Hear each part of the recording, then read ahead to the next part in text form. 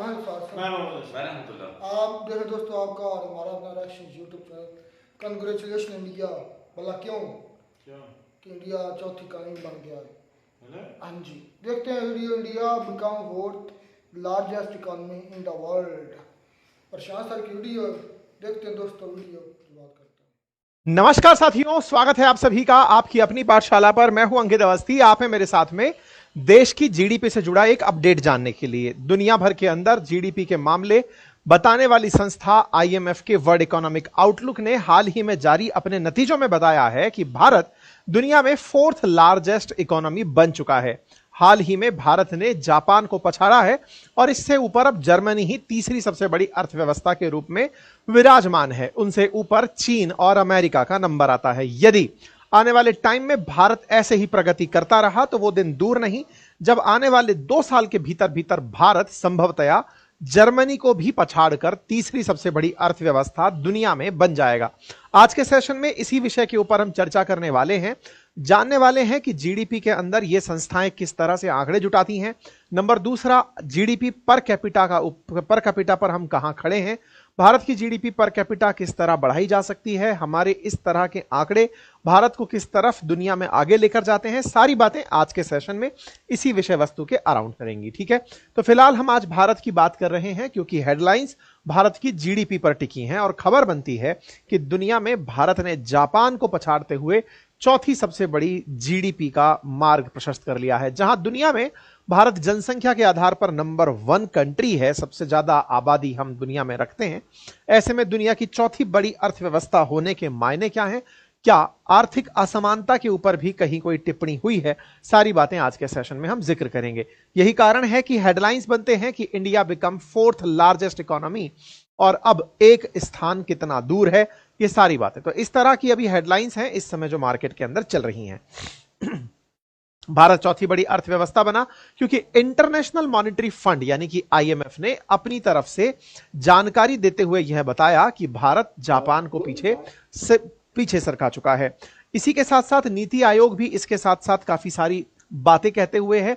नीति आयोग का मानना है कि भारत को अगर और तेजी से आगे बढ़ना है, तीसरी अर्थव्यवस्था बनना है, तो राज्य स्तर पर कार्य और अधिक करने होंगे और डिसेंट्रलाइज्ड तरीके से यानी कि राज्य से लोकल गवर्नमेंट तक काम पहुंचना होगा और जब काम वहां पर पहुंचेगा तो उसकी वजह से कार्य में विस्तार होगा। नीति आयोग के सीईओ की तरफ से इस विषय पर भी अपनी तरफ से बयान आया। साथियों, इस बयान के साथ हम आगे बढ़ेंगे, लेकिन एक जानकारी मैं यहां पर आपको हमारे ऑफर की भी दे देता हूं और हमारा ऑफर यह है कि मेरे द्वारा history, geography, polity, economy Hindi और इंग्लिश में पढ़ाने का एक कोर्स अपनी पाठशाला एप्लीकेशन पर उपलब्ध है, जिसे अक्सर आप लोग पूरी 1 साल की वैलिडिटी के लिए 4500 रुपीज में लेते आए हैं। उसके साथ हमारे हैंड रिटन नोट्स भी आप मार्केट से हमारे ऑनलाइन ही परचेज कर पाते हैं। जो क्लास में पढ़ाया जाता है वो सारा कंटेंट कुछ इस तरह से हैंड रिटन उपलब्ध कराया जाता है। फिलहाल के लिए स्टॉक सीमित रहने तक और मोस्ट प्रोबेबली कल तक ही मुझे लग रहा है हमारा स्टॉक क्लियरेंस ही है कहा जाए तो इसे, क्योंकि फिर इसके बाद में हम लोग और प्रोसेस करेंगे आगे की तरफ। तो फिलहाल के लिए कल और परसों आप लोगों के लिए हमारा एक स्पेशल ऑफर और बचा है, जिसमें अब आप 4500 रुपीज में हमारे हैंड रिटन नोट्स को अपने इस कोर्स के साथ एक्सेस कर सकते हैं। यानी कि आप इस कोर्स प्राइस में अपने घर पर हमारे 1999 के जो 6 किताबें हैं 4 सब्जेक्ट्स की, हिंदी अथवा इंग्लिश में आप अपने घर मंगा सकते हैं। बोथ लैंग्वेज आप ऑप्ट कर सकते हैं, जिस भी ऑप्शन में आपको चाहिए हो आप घर मंगा सकते हैं। अधिक जानकारी के लिए कॉल सेंटर पर कॉल भी कर सकते हैं। ये ऑप्शन 2 दिन के लिए ही उपलब्ध है, कृपया करके इसे अगर आप अवेल करना चाहें तो जल्दी कीजिएगा। तो अच्छा हाँ, एक और जानकारी कि जैसे ही ये सेशन समाप्त होगा हमारे अपनी पाठशाला एप्लीकेशन पर एक सेमिनार रखी है मैंने, आप चाहें तो उसे ज्वाइन कर सकते हैं। फ्री ऑफ कॉस्ट सेमिनार है, विद्यार्थियों के लिए है जो समय प्रबंधन की परेशानी से जूझते हैं, उनके साथ एक संवाद है। आप आकर के उसे ज्वाइन कर सकते हैं। लिंक उसका भी कमेंट बॉक्स में दिया गया है। जैसे ही ये सेशन पूरा होगा उसके तुरंत बाद वो सेमिनार आयोजित होगी। फिलहाल के लिए विषय पर वापस आते हैं। ये कुछ आंकड़े हैं आपके सामने और आंकड़ों को अगर आप देखें तो यूनाइटेड स्टेट्स 30 ट्रिलियन डॉलर की इकोनॉमी के साथ नंबर 1 पर खड़ा है। चाइना 19.231 ट्रिलियन डॉलर की इकोनॉमी के साथ नंबर 2 पर है और जर्मनी 4.744 ट्रिलियन डॉलर के साथ तीसरी बड़ी अर्थव्यवस्था बनकर है। भारत ने हाल ही में 4.187 ट्रिलियन का अंक छू लिया है। तो ये जो 4 ट्रिलियन की अर्थव्यवस्था है, अब उस आंकड़े पर हम लोग बढ़ चुके हैं और 4.187 ट्रिलियन की अर्थव्यवस्था के साथ भारत चौथे नंबर पर है। जापान 4.186 के साथ में 5वीं बड़ी अर्थव्यवस्था बना हुआ है। इससे पहले भारत ने यूनाइटेड किंगडम को पछाड़ा था और ये सारी की सारी लिस्ट में पिछले 10 सालों में लगातार भारत ऊपर की तरफ पायदान चढ़ते हुए आ रहा है और फिलहाल हम चौथी बड़ी अर्थव्यवस्था बनकर खड़े हैं। इंडिया वर्ल्ड की 4th लार्जेस्ट इकोनॉमी हुआ, इसके पीछे के कारणों में जापान का कम परफॉर्म करना और भारत का ज्यादा परफॉर्म करना, ये दोनों ही कारक संयुक्त रूप से काम किए हैं, जिसके चलते भारत 4th लार्जेस्ट इकोनॉमी बना है। 2021 में भारत 5th लार्जेस्ट इकोनॉमी बना था, तब हमने यूनाइटेड किंगडम को पछाड़ा था और अब हमने जापान को पछाड़ दिया है और भारत ने जापान को पछाड़ करके यह स्थान प्राप्त कर लिया है। भारत नॉमिनल जीडीपी के मामले में 4.29 ट्रिलियन डॉलर की इकोनॉमी पर पहुंच गया है। अब ये नॉमिनल और रियल जीडीपी क्या होती है, इसके बारे में भी हम चर्चा करेंगे, समझेंगे कि किस तरह से जीडीपी के मायने निकाले जाते हैं, सारी बातें करेंगे। आईएमएफ के आंकड़ों को अगर देखें तो तीसरा नंबर भी हमारे लिए छूना अब ज्यादा मुश्किल टास्क नहीं है। संभावित है कि 2 से लेकर 2.5 साल में भारत जर्मनी को, जिस तरह से अभी हम लोग ग्रो कर रहे हैं, जर्मनी को भी इन आंकड़ों में पीछे छोड़कर तीसरी बड़ी अर्थव्यवस्था बन जाएंगे। इंटरनेशनल मॉनेटरी फंड के द्वारा जो मॉनेटरी अपनी रिपोर्ट जारी की गई है, वर्ल्ड इकोनॉमिक आउटलुक, इस रिपोर्ट के अंदर यह जानकारी दी गई है कि भारत की रियल जीडीपी ग्रोथ 6.2% के हिसाब से चल रही है। इसीलिए अगर आप आंकड़ों को देखें तो ये अंक भारत के 2025 के अपडेटेड हैं, जो कि आईएमएफ के द्वारा पब्लिक किए गए हैं। 5 सालों में अगर देखें आफ्टर कोरोना, भारत लगातार जीडीपी के ग्रोथ में सकारात्मक अंक वृद्धि दिखा रहा है। फिलहाल 2024 में 6.4% की ग्रोथ बताया गया है। भारत जर्मनी से 0.6 ट्रिलियन डॉलर की जीडीपी की वृद्धि एक्सपेक्ट करता है। 0.6 ट्रिलियन की वृद्धि होते ही हम जर्मनी को बाईपास करके आगे निकल जाएंगे। इसीलिए एक्सपेक्टेड है कि जर्मनी और भारत के बीच का जो अंतर है वो 2 से 2.5 साल के अंदर कवर कर दिया जाएगा और उसको हम सरपास करके आगे निकल जाएंगे 2028 तक मोस्ट प्रोबेबली। अब सवाल है कि ये जीडीपी होती क्या है। जीडीपी आसान भाषा में एक घर के अंदर जिस तरह से घर के सदस्यों के द्वारा सर्विसेज और वस्तुओं का उत्पादन किया जाता है, ठीक इसी प्रकार से एक देश की सीमा के भीतर देश के निवासियों के द्वारा जो सर्विसेज पैदा की जा रही हैं, गुड्स पैदा की जा रही हैं, उन्हें आप जीडीपी में वैल्यू के अंदर काउंट करते हैं। यानी कि ग्रॉस डोमेस्टिक प्रोडक्शन किसी देश की सीमा के भीतर पैदा की गई वस्तुओं और सेवाओं की कीमत होती है, जिसे आप जीडीपी के नाम से जानते हैं। ये 2 प्रकार से आंकी जाती है, बेस ईयर के रेफरेंस में और करंट ईयर के रेफरेंस में। जब बेस ईयर के रेफरेंस में नामी जाती है तो इसे नॉमिनल जीडीपी कहा जाता है और जब इसे करंट के नाम पर नापा जाता है तो इसे रियल जीडीपी कहा जाता है। वर्तमान में 2011-12 को बेस ईयर लेकर विदाउट इन्फ्लेशन जीडीपी काउंट करते हैं तो यह आंकड़ा जो आज का 4.29 ट्रिलियन के आसपास है यहां पहुंचता है। वहीं पर रियल जीडीपी में इन्फ्लेशन एडजस्टेड होती है, इसी वजह से नॉमिनल जीडीपी ही कंपैरिजन के अंदर काउंट की जाती है, ताकि पूरी दुनिया के देशों को, क्योंकि हर देश का जो इन्फ्लेशन है वो एक जैसा नहीं होता, इस वजह से मतलब कंट्राडिक्शन ना हो कंपैरिजन में, इसलिए इन्फ्लेशन को हटा करके नॉमिनल जीडीपी के पार्ट पर जीडीपी कंपैरिजन किया जाता है। ठीक है, तो जीडीपी के मायने मैंने आप लोगों को बताए। जीडीपी का और भी विस्तार पूर्वक अगर अध्ययन करना चाहते हैं तो आप इकोनॉमिक्स की जो क्लासेस हमारे कोर्स में उपलब्ध हैं, आप वहां पर इसका डिटेलिंग समझ सकते हैं। हमने सारी तरह की GDP, nominal GDP, GNP, NNP, ये सब चीजें बहुत डिटेल में वहां पर सिखाई हुई हैं। ठीक है, अब बड़ा सवाल यह बनता है कि जीडीपी आफ्टर ऑल को बढ़ाता कौन है, घटाता कौन है, बढ़ती कैसे है। जैसा मैंने आपसे कहा, गुड्स एंड सर्विसेज की वैल्यू से आप डिसाइड करते हैं कि जीडीपी की वैल्यू क्या होगी। तो ऐसे में जीडीपी को घटाने और बढ़ाने वाले फैक्टर्स में हम जितना खर्च करते हैं उससे हमारी इकोनॉमी को ग्रोथ मिलती है। प्राइवेट सेक्टर जितना ग्रोथ करता है उससे जीडीपी को ग्रोथ मिलती है। हमारे सरकारी खर्च से, सरकार जितना खर्च करती है उससे जीडीपी को ग्रोथ मिलती है। और अल्टीमेटली हम जितना बढ़िया एक्सपोर्ट करते हैं, क्योंकि अल्टीमेटली आपने गुड्स एंड सर्विसेज जो प्रोड्यूस की हैं उन्हें बेचना है, तो उनके बेचने से जो धन लाभ होता है उससे जीडीपी में वृद्धि देखी जाती है। तो भारत जैसे देश में चूंकि एक्सपोर्ट अभी इंपोर्ट से हावी नहीं है, लेकिन उम्मीदें की जाती हैं कि जिस तरह से हम अपने यहां पर इंफ्रास्ट्रक्चर का डेवलपमेंट कर रहे हैं, मेक इन इंडिया को प्रमोट कर रहे हैं, तो भारत आने वाले समय में दुनिया को एक्सपोर्ट करने वाली अर्थव्यवस्था होगा। तो ऐसे में जीडीपी ग्रोथ रेट और तुलनात्मक रूप से तेजी से बढ़ेगी। बड़ा सवाल है कि फिर जापान की अर्थव्यवस्था क्यों पिछड़ी। तो जहां देश के अंदर कंपैरेटिवली ग्रोथ रेट की बात की जाए तो भारत की ग्रोथ रेट जहां 6.2% से लगभग ऊपर हर कोई बता रहा है, फिर चाहे आईएमएफ हो, वर्ल्ड बैंक हो, भारत हो, सब अपने अपने स्तर पर भारत की ग्रोथ रेट को 6% से ऊपर बता रहे हैं। वहीं जापान की ग्रोथ रेट 0.3% ही है। इसके पीछे का बड़ा कारण है कि जापान एक विकसित अर्थव्यवस्था है और विकसित अर्थव्यवस्था के लिए ग्रोथ करने में जो सुविधाओं की आवश्यकता है वो आवश्यकताएं विकासशील देश के वनस्पत विकसित देश में थोड़ी स्लो होती हैं, क्योंकि वो ऑलरेडी वहां पहुंच चुके हैं जहां आप और हम पहुंचना चाहते हैं। ऐसे में जापान की जनसंख्या घट रही है, जापान की जनसंख्या वृद्ध होती जा रही है। ऑलरेडी वो अपने पास सुविधाओं के वो सारे सिस्टम विकसित कर चुके हैं जिनके लिए आप और हम विकास में जुटे हैं। तो ऐसे में बढ़ती जनसंख्या हमारे लिए एक ब्लेसिंग की तरह से है, क्योंकि हम उस जनसंख्या की पूर्ति के लिए जब भी कोई खर्च बढ़ाते हैं या उसके माध्यम से प्रोडक्शन बढ़ाते हैं तो जीडीपी में ग्रोथ देखने को मिलती है। बात जनसंख्या की संकट के साथ साथ अगर ट्रेंड्स की बात की जाए तो जापान के लिए ग्लोबल ट्रेंड्स निराशाजनक है, क्योंकि जापान एक्सपोर्ट आधारित इकोनॉमी है। एक्सपोर्ट आधारित इकोनॉमी है से मतलब क्या हुआ कि वो अपने लिए प्रोड्यूस नहीं करता है। जापान तो बहुत छोटा सा देश है, लेकिन दुनिया भर के लिए वो बनाने के लिए प्रोडक्शन हाउस है। बड़ी सारी देशों के लिए वहां से सामान बनाकर एक्सपोर्ट किया जाता है। तो ऐसे में दुनिया भर में फिलहाल सब मेक इन ऑन कंट्री पर काम कर रहे हैं। America make in make America great again पर काम कर रहा है, भारत मेक इन इंडिया पर काम कर रहा है। तो ऐसे में जब देश अपने अपने स्तर पर काम में बिजी हैं तो फिर यह बड़ा सवाल बनता है, और बड़ा सवाल यही कि उनके लिए सेल्स के लिए बड़े देश उपलब्ध नहीं होते। इसी वजह से जापान की वृद्धि में कमी देखी गई है। जहां तक बात हो भारत की, तो भारत में जहां जनसंख्या और वर्किंग कैपिटल जिस तरह से मतलब जो कार्यशील जनसंख्या है, वो कार्यशील जनसंख्या की जो वृद्धि है वो एक सकारात्मक भाव है। प्रति व्यक्ति जीडीपी तुलनात्मक रूप से हम दुनिया के अंदर काफी कम रखते हैं, लेकिन अब हमें प्रति व्यक्ति के आधार पर अपने देश की जीडीपी को बढ़ाने के तरीके समझ में आते हैं।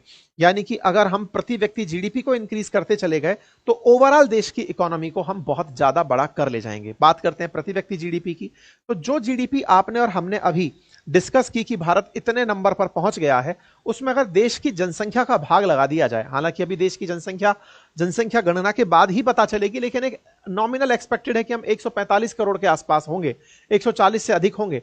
तो ऐसे में जो कुल जीडीपी है जो नॉमिनल हमने निकाली, उसमें अगर जनसंख्या का भाग निकाला जाए तो जो हिस्सा निकल कर आता है वो प्रति व्यक्ति जीडीपी निकल कर आता है।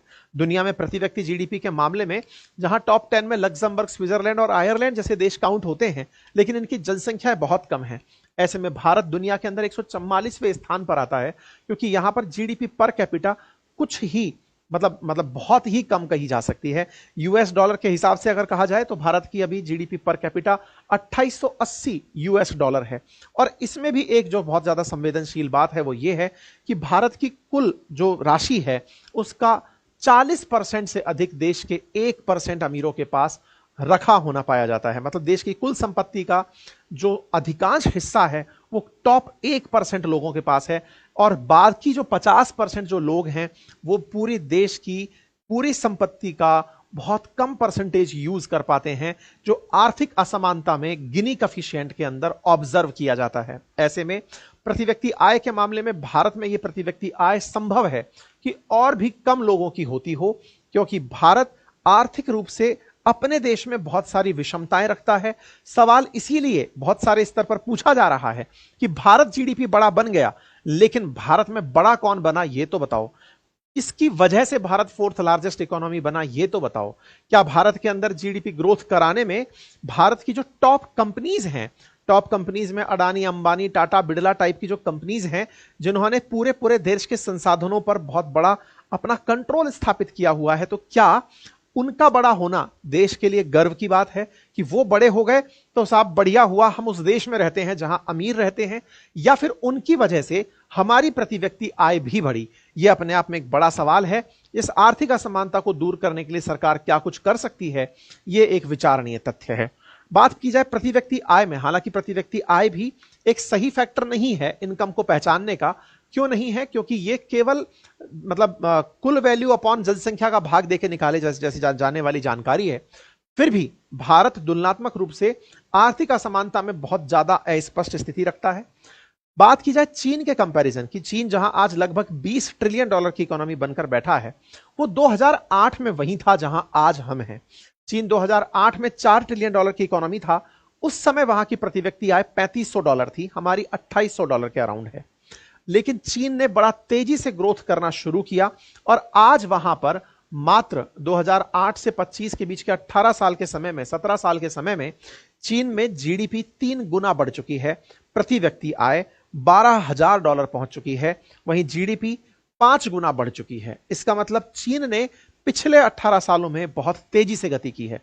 बात हो अमेरिका की तो वो $4 ट्रिलियन पर 1987 में था, तब भी वहां पर प्रति व्यक्ति आय $17,000 थी। अमेरिका एक अमीर देश शुरुआत से रहा है। भारत में अभी $2800 प्रति व्यक्ति आय है, ये 1987 में $17,000 प्रति व्यक्ति आय रखा करते थे, आज यहां $65,000 प्रति व्यक्ति आय है। भारत की बात हो तो भारत आज $2800-2900 प्रति व्यक्ति आय पर खड़ा है। हां, लेकिन पिछले 20 सालों में हमारी प्रति व्यक्ति आय भी 4 गुना बढ़ी है। ऐसे में उम्मीद की जाती है कि जब भारत बड़ी अर्थव्यवस्था बनने निकलेगा तो आने वाले समय में भारत के अंदर भी प्रति व्यक्ति आय दुनिया की तरह ही ग्रोथ देखती हुई दिखेगी। भारत में लोगों की जो आय है वो आने वाले समय में नीति आयोग की अप्रोच से भी समझी जा सकती है, जिसमें नीति आयोग ने अपने अप्रोच पेपर विकसित राज्य फॉर विकसित भारत एट 2047 में कहा है कि भारत जहां आज प्रति व्यक्ति आय के मामले में इतना नीचे है, 2047 तक भारत की आय प्रति व्यक्ति आय के हिसाब से दुनिया की उन टॉप इकोनॉमीज की तरह हो जाएगी जो आज विकसित कहलाते हैं। भारत भी कुछ उस तरह से बढ़ेगा। हमने भले ही जापान को पछाड़ दिया हो, लेकिन जापान की प्रति व्यक्ति आय भारत से आज 12 गुना अधिक है। ऐसे में भारत को आवश्यकता है कि प्रति व्यक्ति आय को अगर वो बढ़ाने पर फोकस करता है और ऐसे में अगर वो फोकस के साथ आगे बढ़ता है तो ना केवल हम जीडीपी बड़ी बनती चले जाएंगे, बल्कि दुनिया की संभवतया एक सबसे बड़ी अर्थव्यवस्था का जो खिताब है वो भी हम अपने साथ ले जाएंगे। अगर भारत आज जिस स्थिति में है अपने प्रति व्यक्ति आय को इसी तरह बढ़ाने लगे और बढ़ाते बढ़ाते इतनी बड़ी आबादी के साथ अगर ये आय बढ़ती चली जाए तो दुनिया के अंदर भारत एक नए मुकाम को स्थापित करेगा। प्रति व्यक्ति आय में भारत जापान से पीछे क्यों है? तो इसके पीछे का बड़ा कारण है वहां का इकोनॉमिक स्ट्रक्चर जो कि ऑलरेडी विकसित अर्थव्यवस्था है, वहां की असमानताएं आर्थिक रूप से कम है और जनसंख्या तो भारत से काफी कम है। लेकिन बात अगर चीन की हो तो चीन हमसे अधिक क्यों निकला जबकि उसकी जनसंख्या कभी हमसे अधिक होती थी? तो इसके पीछे का बहुत बड़ा कारण है चीन ने 1978 में, जैसे हमने 1991 में आर्थिक सुधार किए थे, लिबरलाइजेशन, प्राइवेटाइजेशन, ग्लोबलाइजेशन, ये 1978 में करके बैठे हुए हैं। साथ ही साथ में चीन की उत्पादकता में लगातार वृद्धि की जा रही है। चीन की उत्पादकता 2000 से 2017 के बीच में कंपाउंड एनुअल ग्रोथ रेट 8.71% के हिसाब से बढ़ी। और तीसरा बड़ा कारण है कि चीन की जो बड़ी आबादी है उसमें 67% हिस्सा शहरों में रहता है। भारत का 34% हिस्सा शहरों में रहता है। शहरों में रहने का अर्थ है कि काम करने के लिए जो स्किल्ड लोग हैं वो शहरों की तरफ माइग्रेट हो चुके हैं, या फिर ये कहिए कि उन लोगों ने विकास के रूप को पहचान लिया है। ऐसे में भारत अगर चीन को कंपीट करना चाहता है तो शहरीकरण, इंफ्रास्ट्रक्चर निर्माण, साथ ही साथ में बुनियादी आवश्यकताओं की पूर्ति बहुत ज्यादा जरूरी कामों में नजर आती है। ठीक है, तो हमने इस पर हालांकि एक डिटेल सेशन किया हुआ है कि चीन भारत से आगे कैसे निकला। आप चाहें तो अंकित इंस्पायर इंडिया पर उसे जाकर देख सकते हैं। एक डिटेल सेशन मैंने इस विषय पर किया है। भारत अगर आने वाले समय में technology, green energy, manufacturing, infrastructure, health, इन सब पर फोकस करता चला गया जैसे फिलहाल कर रहा है और तेजी से करता चला गया तो निश्चित ही तीसरी, दूसरी और पहली अर्थव्यवस्था बनने के जो सपने हैं वो जल्दी ही पूरे होंगे और आम लोगों के अंदर जीडीपी प्रति व्यक्ति के अंदर बढ़ोतरी संभव हो सकेगी। फिलहाल के लिए इतना ही। उम्मीद है कि आप इस बात को जान गए हों। बाकी अगर सवाल ये पूछा जाए कि इससे हमें फायदा क्या होता है, तो फायदा तो सिंपल सा है साहब कि अगर आप जीडीपी बड़ी रखते हैं तो देश के अंदर रोजगार के अवसर बढ़ते हैं, जीवन शैली सुधरती है, आपकी पावर दुनिया मानने लगती है। लेकिन हाँ, चुनौती है आर्थिक असमानता, जिससे भारत को निपटने की सख्त आवश्यकता। तो जी दोस्तों, वीडियो खत्म हो, परेशान कर मेरे मुंह से निकल गया यार। देख शुरू में अंकित अवस्थी सारी की वीडियो है। अंकित अवस्थी ने तो एक एक चीज निचोड़ कर सामने रख दिया है। Nominal GDP, GDP per capita, मतलब कि 2021 से लेकर 2021 में बना था 5वीं इकॉनमी, हमें पता है यूके को पिछाड़ा था, और 21 और 25 4 सालों में जर्मनी को पिछाड़ दिया। और कहते हैं कि अगले 2 से 2.5 सालों में जर्मनी को पिछाड़ के तीसरी बड़ी इकॉनमी बन जाएगी, क्योंकि इसको तो 4.187 और वो है 4.7 पर, वो जो जर्मनी है 2-2.5 साल और लगे। मैं तो हैरान हूँ यूएसए से, वो तो चाइना से भी 11 ट्रिलियन आ गया, 30 ट्रिलियन डॉलर की इकॉनमी। चाइना उसके आधे में आता है तकरीबन 19, आधे से कुछ ऊपर है। और चाइना के तीसरे हिस्से में आता है जर्मनी, 4 है 19, 4 बार 16, चौथे हिस्से उससे भी कम, 5वें हिस्से में आता है जर्मनी। देखिए 5 गुना जर्मनी से ज़्यादा है, इंडिया से 5 गुना ज़्यादा है उसकी चाइना की इकॉनमी, इंडिया से 5 गुना, और 2 गुना यानी कि हाफ कम है चाइना से आगे है यूएस से जाइंट अभी भी। अच्छा इन सब को टेंशन है एक दूसरे के आगे बढ़ने की, लेकिन पाकिस्तान को किसी किस्म की भी टेंशन नहीं। पाकिस्तान $350 बिलियन है। हाँ 342 उसको टेंशन ही कोई भी बहन किसी का मुकाबला करना।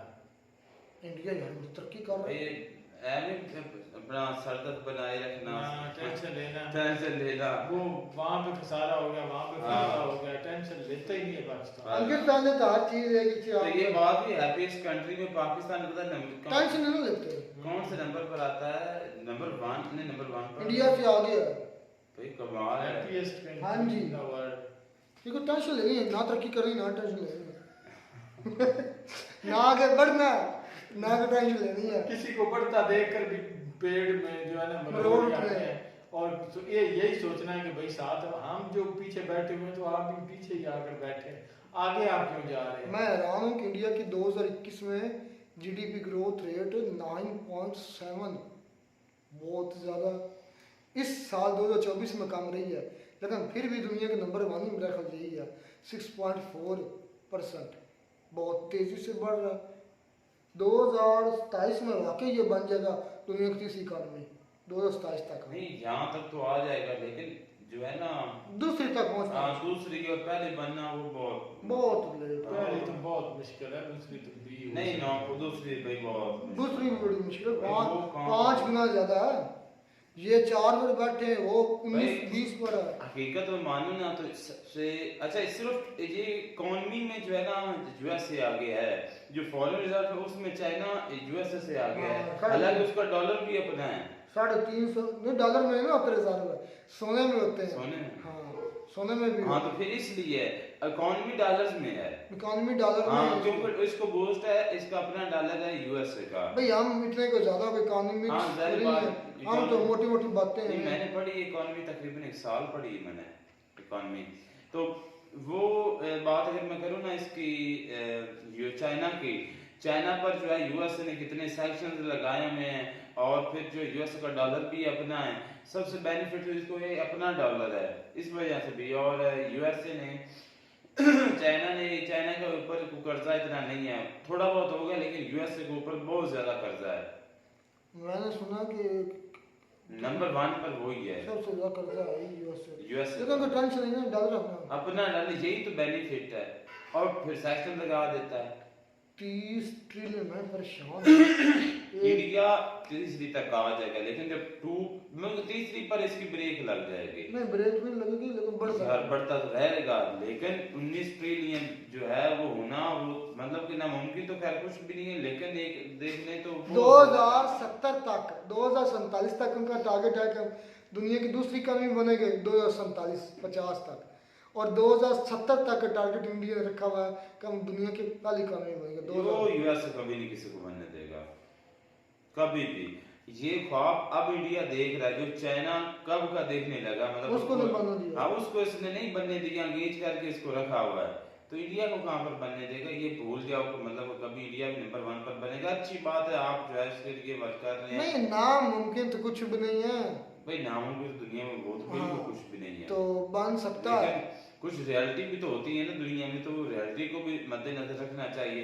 अगर किसी कंट्री ने जो है नंबर 1 पर आना है तो फिर यूएसए को खत्म करना है, तो फिर ही आप हो सकते, अदरवाइज डॉलराइजेशन हो रही है शायद यूएस से बाहर भाई इन सब का नहीं हो सकता, अपना पैसा यूज करें। भाई मक्कार कंट्री है, उसको पता है कि पूरी दुनिया को कैसे चलाना है, तो सभी को वो चला रहा है भाई। तो उसके लिए कह रहे हैं कि नो डाउट के चाइना जो है ना भाई उसने बहुत तरक्की की है, लेकिन आज तक वो भी नहीं उसको हरा सका, या वो भी उसको डिफीट नहीं कर सका, या उसके कितने भी कह लेंगे इतनी ज़्यादा इकानमी 30 ट्रिलियन जो है उसको टच उसके नज़दीक भी नहीं जा सका। काफ़ी गैप है, 11 ट्रिलियन का फर्क है। तो ये फ़र्क कोई मामूली सा फ़र्क नहीं है, उसको पूरा करने के लिए, अचीव करने के लिए काफ़ी समय जो है ना वो लग सकता है। तो बाकी इंडिया की रही बात, तो भाई चाइना नहीं पहुंच सका अभी तक, तो इंडिया तो बहुत अभी पीछे है ना भाई। उन्होंने गोल तो सेट किए हुए हैं भाई, गोल तो है ना, एक हाँ, मकसद है, मकसद तो है ना, एक देख रहे कि वो हमारी मंजिल है, उधर हमें जाना है, और मंजिल तय भी होगी और रास्ता भी चूज कर लिया और शुरू भी हो गया। ये तीनों काम हो चुके हैं, अब एक न एक दिन पहुँचना तुम्हें है। हमारी ना कोई मंजिल है, ना हमारी कोई रास्ता है, और ना हमने अभी स्टार्ट लिया स्टार्ट, तो मंजिल है हमारी। हम तो फेक खबरें दे रहे हैं, फेक तस्वीरें एक दूसरे को दे रहे हैं, हमारी कौन सी मंजिल नहीं, हमारी को मंजिल हमारा कोई सोचे ही इन्होंने नहीं है। मंजिल क्या है हमारे जो हुक्मरान सारा कोई जो फेक इन्होंने बिठाया हुआ, तो फिर हमारा सोचना किसने है? इनने सोचना, इन्होंने जो अपने पेट भरने हैं मुश्किल से, इंडिया का सोचते वो है जिन्होंने आगे बढ़ना हो, जिन्होंने आगे की ठानी हो। इंडिया के लिए बड़ी खुशखबरी की बात है कि 2021 में 5वीं था, और 4 साल बाद 2025 में चौथी, और 2027 तक तीसरी, और 2047 तक दूसरी, 2070 तक पहली। ये गोल उन्होंने सेट किए हुए हैं। नहीं, सबसे पहले अमेरिका, उसके बाद चाइना, उसके बाद जर्मनी, और चौथे नंबर पे जर्मनी को पास करना इतना मुश्किल नहीं है। जर्मनी को इंडिया हो और 2-3-2.5 साल में कर जाएगा। वो अपना अंकित सर भी यही बता रहे थे। तो बेस्ट ऑफ लक यार, ऐसे ही आप बढ़ते रहें। मिलते हैं नई वीडियो में नए टॉपिक के साथ। Take care.